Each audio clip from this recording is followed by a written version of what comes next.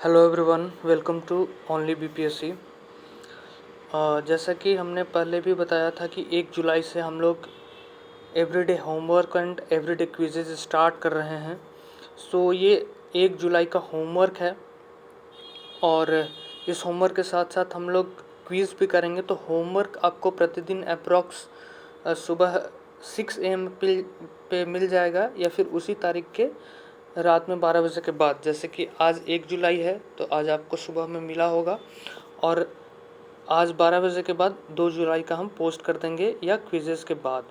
तो आज का जो होमवर्क है वो है आपको लुसेंट में 1 से 6 पेज तक। ये एंसेंट हिस्ट्री है। स्टार्टिंग में घटना चक्र है। घटना चक्र में मॉडर्न करना है आपको।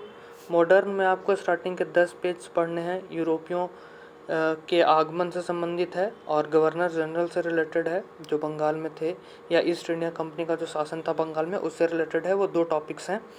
और इम्तियाज़ अहमद है। इम्तियाज़ अहमद का भी स्टार्टिंग का 1 से 10 पेज तक पढ़ना है। ये ऑब्जेक्टिव नहीं सब्जेक्टिव है, ठीक है। लुसेंट है, लुसेंट जीके है। लुसेंट भी ऑब्जेक्टिव नहीं है, सब्जेक्टिव है। घटना चक्र है और ये है। ये सारा आपको या तो अगर आप इंस्टाग्राम पे होंगे तो वहाँ पे मिल जाएगा, या आप टेलीग्राम पे होंगे टेलीग्राम ग्रुप में तो वहाँ हो जाएगा, मिल जाएगा, या व्हाट्सएप ग्रुप में होंगे। व्हाट्सएप ग्रुप पे एक्चुअली 256 लोग से ज़्यादा एक ग्रुप में नहीं हो सकते, इसलिए कोशिश कीजिए कि आप टेलीग्राम ग्रुप से जुड़ जाइए या फेसबुक पे जुड़ जाइए, वहाँ पर भी आपको मिल जाएगा ये। उसके बाद है कि जो बुक्स हम आपको बताए वो ये है, लुसेंट बुक है, ये तो आप जानते ही होंगे। फिर है कि लुसेंट क्यों इम्पोर्टेंट है, तो लुसेंट से हर साल लगभग 50 से 60 क्वेश्चंस डायरेक्टली पूछ ले जाते हैं। लुसेंट आपको देखने में पतली बुक लगती होगी लेकिन बहुत बहुत इंपॉर्टेंट है, एटलीस्ट बीपीएससी प्रीलिम्स के लिए या अदर एग्ज़ाम्स जो वनडे एग्ज़ाम्स होते हैं वो तो सबको पता है कि कितना इंपॉर्टेंट है उसके लिए। तो बीपीएससी के लिए भी बहुत इंपॉर्टेंट है।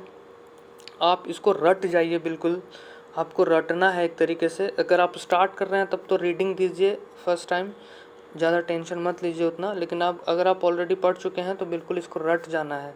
रटना है मीन्स लिटरली रट जाना है। उसके बाद बिहार एक परिचय है। ये जो है इम्तियाज़ अहमद की बुक, ये आपको प्री और मेंस दोनों में काम आएगा, ठीक है, इसलिए हमने इसको चूज़ किया है। और एक अंडरस्टैंडिंग डेवलप होगा बिहार के बारे में, क्योंकि अगर आप बीपीएससी का एग्ज़ाम दे रहे हैं तो प्री में भी क्वेश्चंस आते हैं 15 से 20, मेंस में आएंगे क्वेश्चंस, इंटरव्यू में भी क्वेश्चंस पूछे जाएंगे।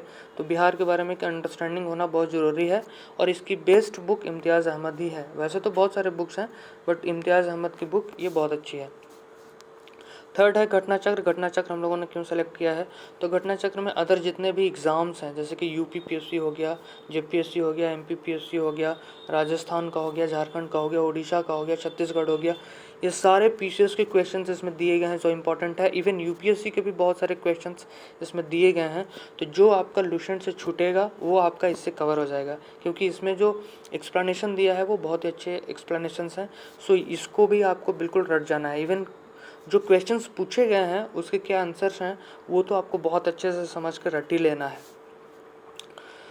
और जैसा कि हमने बताया कि अगर आप कहीं नहीं जुड़े हैं तो टेलीग्राम पर जुड़ जाइए। वहाँ पे आपको सिर्फ सर्च करना है टेलीग्राम में @onlybpsc, और @onlybpsc सर्च करेंगे हमारा पेज आ जाएगा, ये आप ज्वाइन कर लीजिए।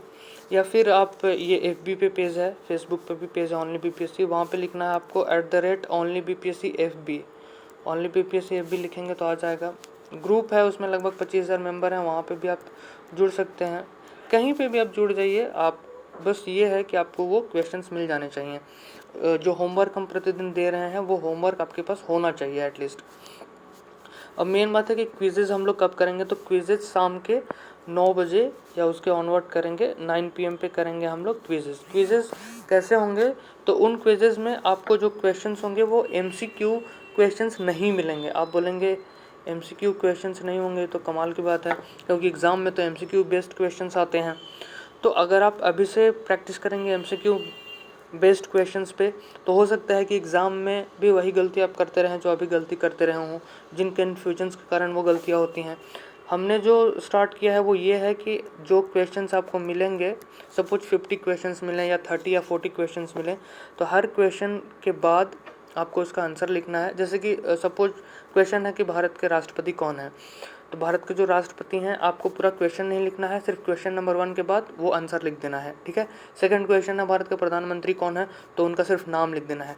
ऐसा हमने इसलिए किया है ताकि कन्फ्यूजन जो होता है वो कन्फ्यूजन किसी भी तरीके का पढ़ाई के दौरान आपको नहीं रह जाए। अगर आप पढ़ रहे हो तो वो चीज़ एकदम कंफर्म होना चाहिए कि हाँ ये हैं तो हैं, ठीक है। इसके कारण एग्ज़ाम में जो आपका एरर होता है 5 नंबर 10 नंबर या बहुत लोगों के थोड़े कम एरर्स होते हैं, वो एररलेस आपका एग्ज़ाम जाएगा। और जिनका 1 नंबर 2 नंबर 5 नंबर से छूट रहा है वो उनका बिल्कुल नहीं छूटेगा अगर आप इस स्ट्रेटजी को फॉलो करते हैं। इवन 60 डेज़ के लिए भी हम लोगों ने प्लान 60 डेज़ का किया है। अगर 60 डेज़ तक कंटिन्यू आप इसको करते रहते हैं तो नो डाउट बहुत अच्छा इंप्रूवमेंट हो जाएगा आपका।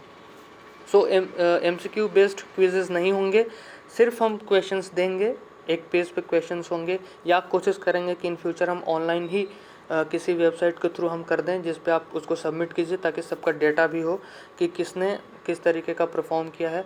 और जैसा पार्टिसिपेशन होगा उस पार्टिसिपेशन के हिसाब से ही हम एक अलग ग्रुप बनाएंगे व्हाट्सएप पे, जिनको उसमें रखा जाएगा। जो पार्टिसिपेट करेंगे सीरियसली, जिनका कंटिन्यूस पार्टिसिपेशन होगा, सिर्फ उन्हीं लोगों को रखा जाएगा।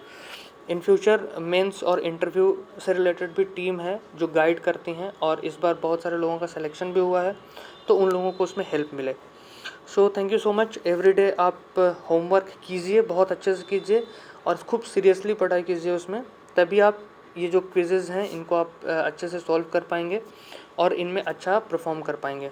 So thank you so much, thanks for watching.